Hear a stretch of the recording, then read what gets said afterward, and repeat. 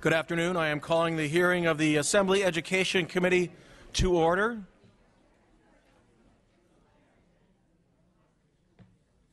Will the Secretary please call the roll to establish a quorum? O'Donnell? Here. Chavez? Here. Kim? Here. McCarty? Santiago? Here. Thurmond? Weber? There's a quorum. Okay. Thank you. A quorum has been established. We have 13 bills on file today. 3 of them are on consent and 1 has been pulled. The bills on consent are AB 1339 by Mr. Santiago, AB 1452 by Mr. Hadley, ACR 60 by Mr. Santiago. AB 1318 has been pulled, so that will not be heard today. We will allow 2 witnesses per side to testify on each bill, and each witness will have 2 minutes. No more than 2 minutes, please. After the witnesses, all others in support and opposition may state their name, affiliation, and position on that specific bill. Please, only that information, so we may proceed accordingly. We will hear bills in sign-in order, and we're ready for our first author. Move the consent. Second. Well, we can move consent right now. Okay. The consent. One moment, please.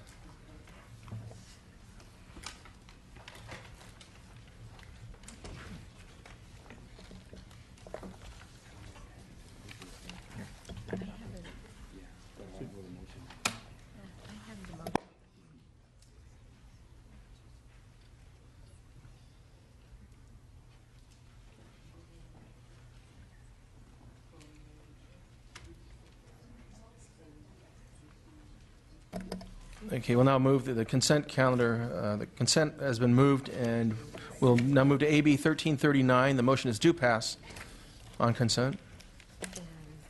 AB 1452. The motion is due pass on consent. ACR 60.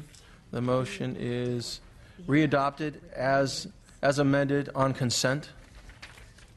And that has been moved and seconded. Madam Secretary, please call the roll. O'Donnell? Aye. O'Donnell, aye. Chavez? Aye. Chavez, aye. Kim? Aye. Kim, aye. McCarty? Santiago?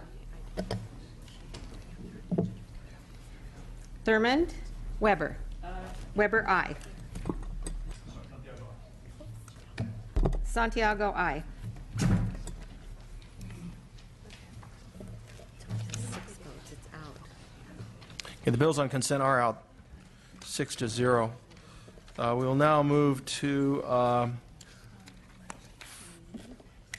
file item number 5, AB 480. I'm sorry, file item number 3, AB 480 by Mr. Harper. Mr. Harper.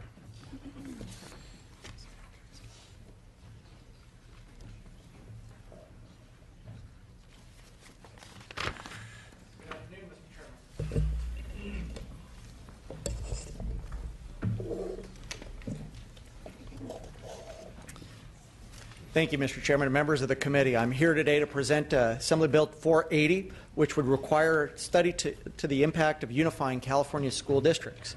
I'm happy to accept the amendments proposed by this committee and am eager to move this bill forward. Beginning in the 1950s, the state encouraged school districts to unify so that the elementary school districts and high school districts within a given region would be able to be operated by the same school district. Such unification can decrease costs by consolidating school supplies, vehicle maintenance, and some staff positions, as well as being able to, in some cases, better manage facilities with an overall approach. It can also protect students from being displaced in the event that schools are forced to close, as we recently had in my area in the Ocean View Elementary School District. Studying the impacts of unifying California's school districts would allow us to know for sure if school unification is beneficial for those local areas. This study would be used as a tool for Californians across the state are determining whether or not to unify their local school districts. I'd respectfully like to request an aye vote. Do you have witnesses in support, Mr. Harper? No, thank you. No, you do not. Okay. I'm sorry. Better we have members of the public in support first, right? Members of the public in support? Seeing none. Any opposition, please come forward.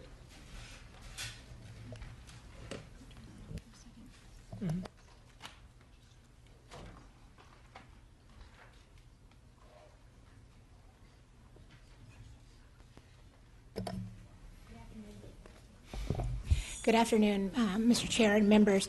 With our apologies to the author, we are late in coming forth because we were trying to find a way to make this work. But on behalf of the Small School Districts Association of California, I'm Leangela Reed, and we are respectfully in oppose unless amended, simply because of the unique circumstances that face small districts. For many, unification is not always an option because of their geographic location or unique circumstances. So we'd like to work with the author on some language to amend the bill, and greatly appreciate the committee amendments, which we think do a lot towards clarifying.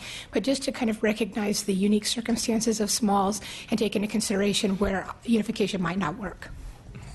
Great. Thank you. Thank you.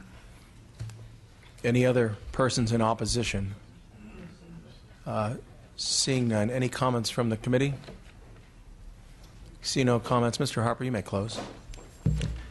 Thank you very much. It's the intention of me to be able to look especially at the districts that are serving urban and suburban areas which have separate elementary and high school districts, and look at ways where there's a lot of potential for efficiencies and better governance within those specific areas. And so in terms of the small districts that are within the rural areas, that's actually not the focus that I'm seeking to, and I'd be very happy to work with the group in order to accommodate those issues and ask respectfully for the bill to please move forward and your aye vote. Thank you, Mr. Harper. And I realize their opposition did come in late, which they acknowledged, and also you acknowledging that you desire to work with them as you go forward. So thank you for doing that. Seeing no further comment, Madam Secretary, please call the roll. The motion is do pass as amended. O'Donnell? Aye. O'Donnell, aye. Chavez? Aye. Chavez, aye. Kim? Aye. Kim, aye. McCarty? Aye. McCarty, aye. Santiago? Aye. Santiago, aye. Thurman? Aye. Thurman, aye. Weber? Aye. Weber, aye. 7-0. Thank you, Mr. Chairman and members of the committee. 7-0, the bill is out, Mr. Harper.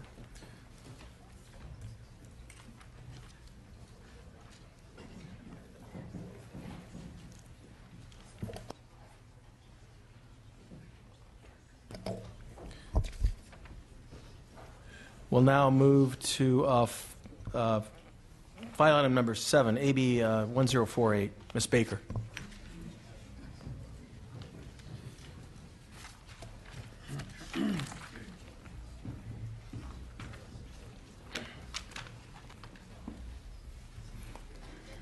Thank you, Mr. Chair and fellow members. Good afternoon. Joint author Assemblyman Hadley and I are pleased to present to you today AB 1048. AB 1048 repeals the limit or cap on school district budget reserves that was instituted through last year's budget trailer language. Of course, last year this body, in very good bipartisan fashion, passed the Prop 2 Rainy Day Fund, which was excellent policy for better protecting our state from minimum reserve problems and actually having a fund, a rainy day fund for our state to deal with some of the budgetary constraints we have. Under this legislation, however, there was actually a provision that for the first time put a limit on what our local school districts can have in their own rainy day fund. And this is a problem right now for every school district in this state, not a theoretical problem and not something that is minor. And so AB 1048 is in response to that. Under the legislation that was passed last year, school districts are required to spend down their own rainy day funds if, under any circumstances that come in place in Prop 2, the state has to deposit any funds into its rainy day fund. And we're asking them to spend down these funds that they hold in their savings, just like a family does, just like any good operating business or entity does, at the same time that we are asking them to double their contribution to teacher pensions and other significant costs. These are reserves that are used for many different purposes. They're used for anticipated costs, maybe a new school site, or perhaps technology purchases. They're also used for unanticipated costs, like a roof on the multipurpose building, school buses that we need to have, covering a special education need for one particular student that the public school system cannot meet itself within its resources. And these are costs that, for many school districts, can wipe out their entire reserve in a single year. It's something that frankly, is of great concern to our districts now because it's something that can kick in right away. There's been an understanding that this cap on reserves won't kick in for several years down the road. It does kick in, and it's going to kick in quite soon. For example, if we put even $1 into the state's rainy day fund, it's quite possible that we can do that in the next year or two, given the way the state is doing. We'd ask our districts to draw down their entire reserves except for the very minimum required by the state. Los Angeles, for example, the minimum required is about 1%, and for some small districts, it's about 5%. In my own assembly district, not far from here, just about every school district keeps a reserve of 12 to 14%. Those reserves were the only way that our school districts survived the last economic downturn without firing more teachers and laying more teachers off and making more operating cuts. And these are reserves that they need to have to remain solvent and financially stable. There's been some discussion about these reserves not kicking in. I think I've addressed that. There's also the negative effect that the cap on reserves has on their rating with credit agencies. Fitch, Standard & Poor's, and Moody's have all identified this cap on reserves policy that this body instituted as a credit negative event. That means that they have a lower credit rating as a result, and the cost of borrowing is something that is higher for them, and that's money that comes out of our classrooms. In addition, the cap on reserves is putting a blanket over our school districts of destabilizing influence when they need to plan multi-year budgets. Right now, they don't know when the cap will kick in, if they'll be able to get an exemption at all, and if that exemption can ever be more than 1 year. That's a type of destabilizing policy that we've imposed on every school district in this state. And we have almost 1,000 school districts. 90% of them are going to have to see their reserves drawn down, which means in the next economic downturn, we're going to be laying off teachers sooner and cutting our school budget sooner. So this is something we need to address now, and it's a way that we can do it together through a clean solution. If there are districts in the state, my colleagues, that have particularly large reserves, and there aren't as many as many would say. There's about 1,000 school districts. The LAO reported that maybe 28 of them have particularly high reserves. If there are concerns about those districts having high reserves, the place to deal with that is at the local level, with their elected boards that can best understand what their own local needs and costs are. There are 800 school districts across this state that have passed resolutions asking for a repeal of the cap on reserves and sent that information to the governor. I ask you today to join those 800 school districts and support AB 1048. And with that, I introduce my good colleague, Assemblyman Hadley, to address some issues as well.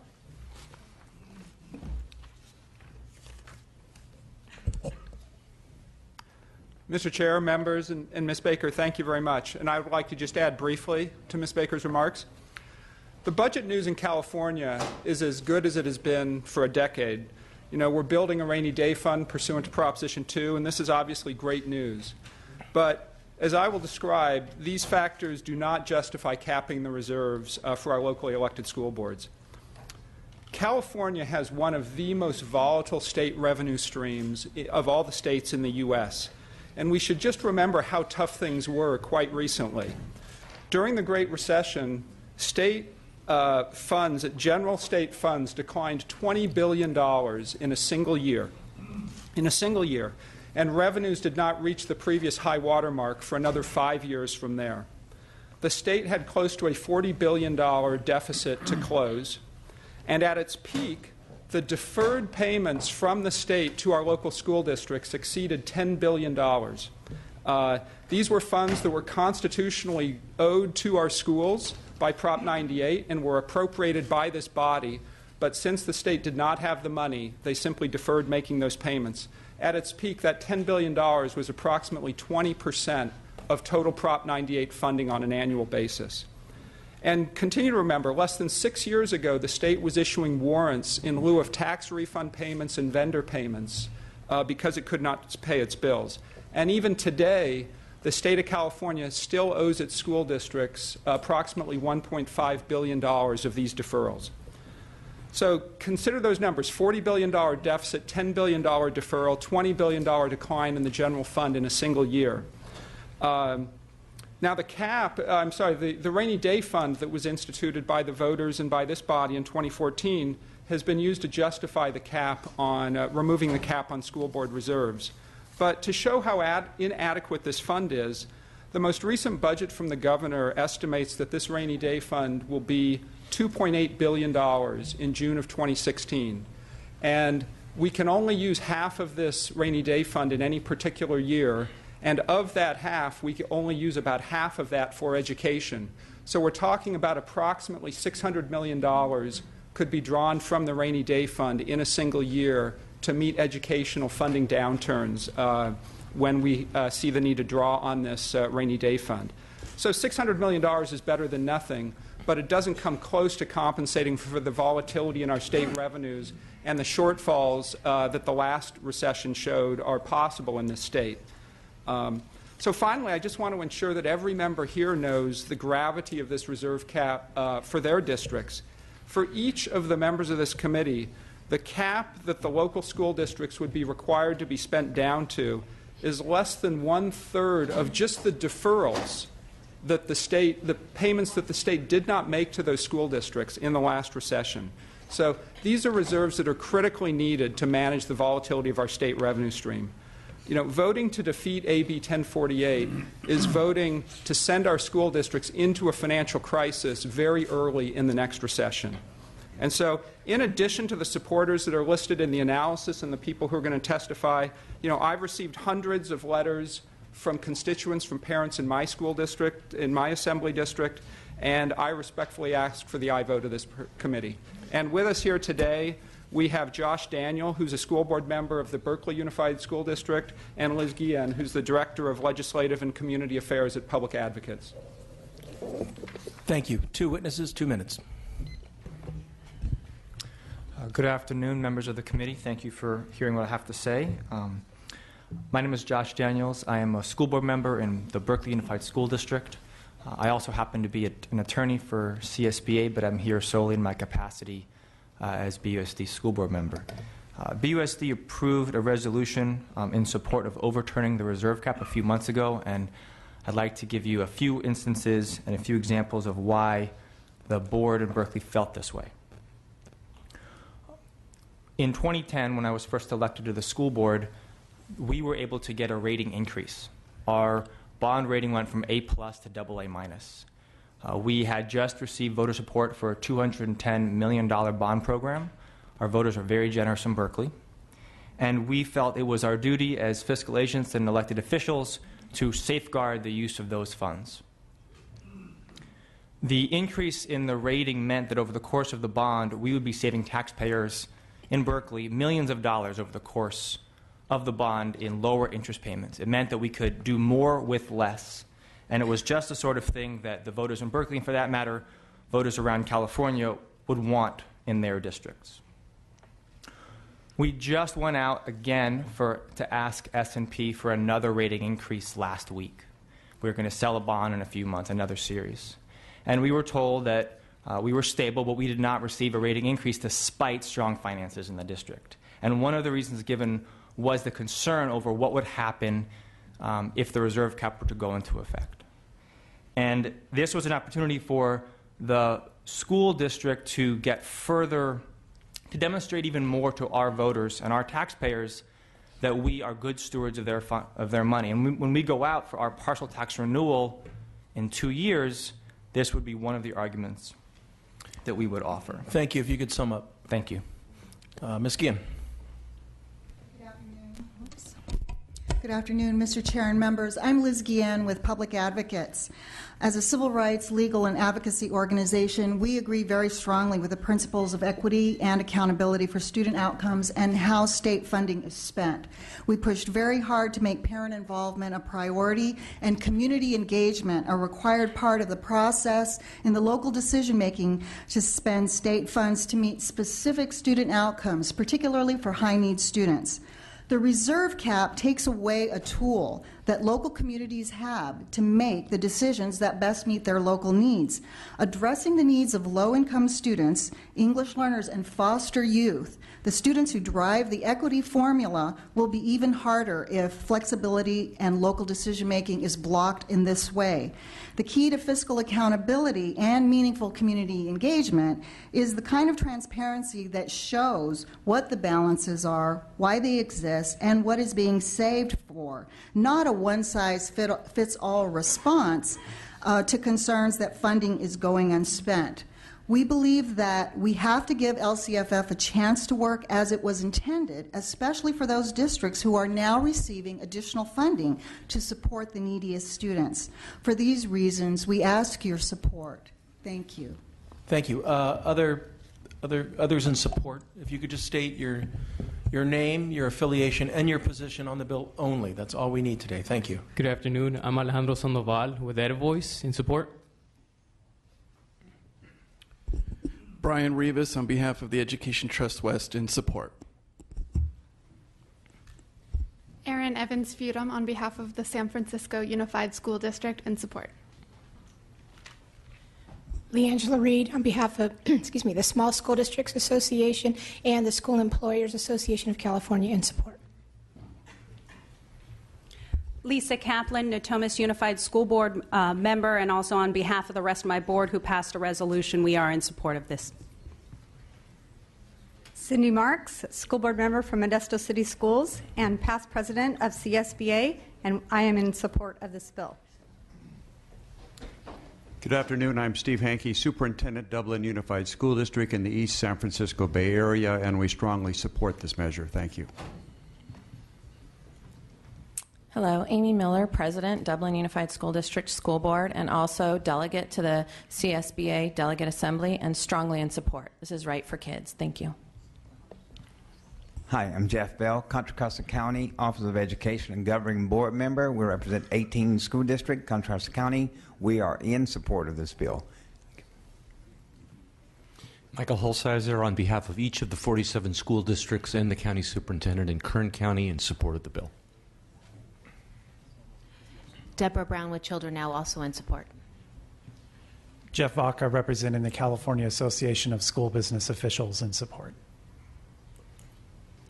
Nancy Chaitis Espinosa, board member, Elk Grove Unified School District, the 5th largest district in the state, strongly in support. Darrell Wu, President, Sacramento City Unified School District, on behalf of myself and the entire board, in support. Pam Costa, President of the Board of Education, San Juan Unified School District, and also CSBA delegate, strongly in support. Heidi Lawler, Assistant Superintendent, Human Resources, Turlock Unified, and AXA board member, strongly support. Mike Dillon, San Joaquin County Office of Education, in support. Leah Dara, 3rd District President. I represent over 20,000 members in Colusa, El Dorado, Nevada, Placer, Sacramento, Sutter, Yuba, and Yolo counties. We encourage your support. Susie Hovland, parent in OUSD and with the Children's PAC, strongly in support. Catherine Welch, Educate Our State, on behalf also of our chair, former State Superintendent Delane Easton, strongly in support. Jean Fulmer, board member of the Lafayette School District, strongly in support of this bill and not 531, which is not a solution. Again, just your name, your affiliation, and your position. We do not need further editorial. Liz Graswich, Director of Communications for the San Ramon Valley Unified School District. We are strongly in support. Trudy Schaefer, Senior Director for Program of the League of Women Voters of California, in strong support. John Gordon, Board President of the Galt Joint Union Elementary School District. We're in support.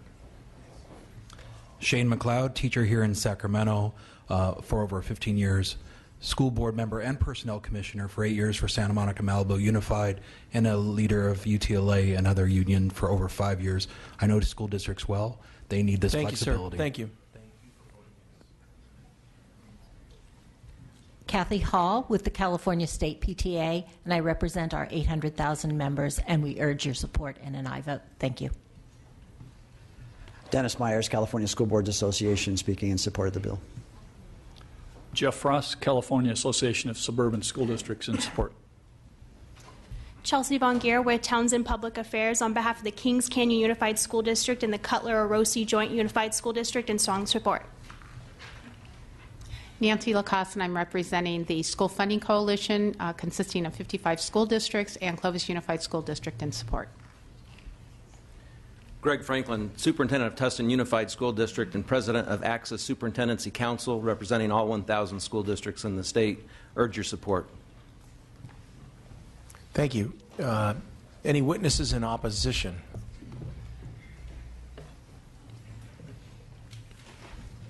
If you could please make room for the witnesses in opposition. Ms. Baker, you're okay.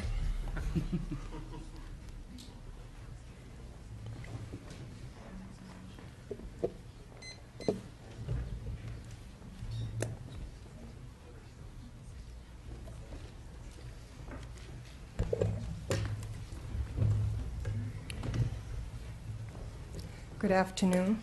My name is Estelle Lemieux. I'm here with California Teachers Association, representing over 325,000 teachers in the state.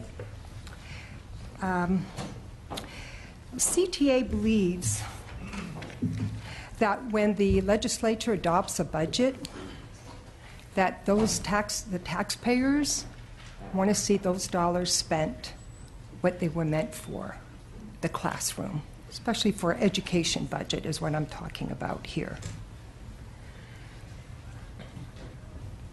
During the economic downturn from about 2008 to 2013, over 679 school districts in this state grew their reserves. During that course of time, we saw in our classrooms increased class sizes. We saw instructional year get shortened for our students, so they were getting less instructional time. We saw programs get cut. Nurses laid off, completely removed, librarians, counselors, and a lot of educators got laid off, over 30,000, and that's not counting our para-educators, our support personnel. We believe that was unconscionable to know that reserves were growing at the expense of our students in this state. These are tax-paying dollars. Now, CTA does not believe that districts should not have reserves. It's our members' jobs, right? And our students need schools. We have no interest in seeing any school going through any fiscal sustainable distress. As a matter of fact, there's only been 9 districts out of 1,000 since, I think, the 80s. West Contra Costa was the first that has been taken over, had to borrow, from a loan from the state.